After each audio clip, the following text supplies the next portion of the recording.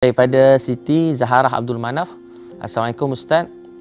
Zaman sekarang tiada lagi istilah seperti tajuk yang diberikan, kerana sekarang banyak pasangan lebih suka melihat orang lain daripada melihat pasangan sendiri, seolah-olah memandang pasangan sendiri membosankan. Kenapa ia berlaku? Adakah disebabkan tiada lagi serna dalam rumah tangga? Mohon pencerahan Ustaz. Jadi Puan Siti Zaharah dan tuan-puan sekalian, sebenarnya bahagia ni dia bila kita rasa seronok melihat sesuatu yang halal kerana iman kita kuat. Bila iman lemah, semua yang haram jadi halal. Sebenarnya dia tetap haram, tapi kerana iman kita lemah, bila kita melihat dosa, maksiat, kita rasa apa? Kita suka untuk tengok. Sebab tu bila kita tengok, kita kena rendahkan pandangan. Dekat mana-mana sama, tengok dekat Facebook, tengok dekat TV, tengok dekat iklan, tengok dekat surat khabar, tengok kat majalah. Tengok kat mana-mana, kita kena rendahkan pandangan. Bila kita rendahkan pandangan, dia kata mata ni adalah panah-panah syaitan. Ataupun mata menjadi sebab Allah sayang kita.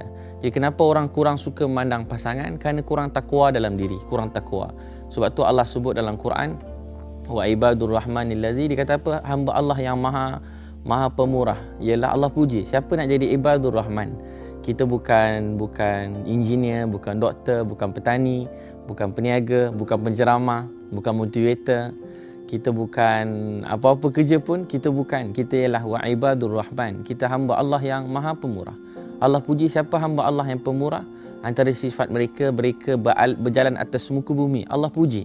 Ini orang dicintai oleh Allah, dicintai oleh penghuni langit, dicintai oleh para malaikat, dicintai oleh tanah dalam yang kita pijak ni, rindu untuk jumpa orang macam ni. Bila kita mati tak sabar nak peluk kita, sebab kita berjalan dengan penuh rasa rendah diri, tanpa kesombongan. Apa tanda rendah diri?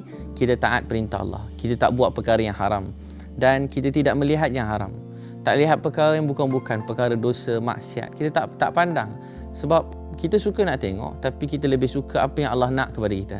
Sebab tu kita kena belajar untuk melihat apa yang Allah halalkan. Sebab tu dalam hadis Nabi sallallahu alaihi wasallam, jika kita rasa nak melihat sesuatu yang haram, dia kata kalau tak dapat tahan nafsu untuk tengok macam-macam, sebab melihat macam-macam ni dia akan merosakkan, sehingga dalam solat pun kita jadi tak khusyuk. Saya tanya ustaz saya, apa rahsia khusyuk dalam solat? Dia kata rahsia khusyuk dalam solat, rendahkan pandangan. Rahsia khusyuk dalam solat, rendahkan pandangan. Bila kita jaga mata, Allah Subhanahu Wa Taala akan mencintai kita. Untuk tu belajar menjaga mata. Bila kita tengok, baca Allahumma inni a'udzubika min fitnatin nisa. Bila kita baca doa dia, ya Allah, lindung aku daripada fitnah wanita, wal azabil qab, dan azab kubur, wal azabin nar. Kenapa dikaitkan mata dengan azab kubur dan azab neraka?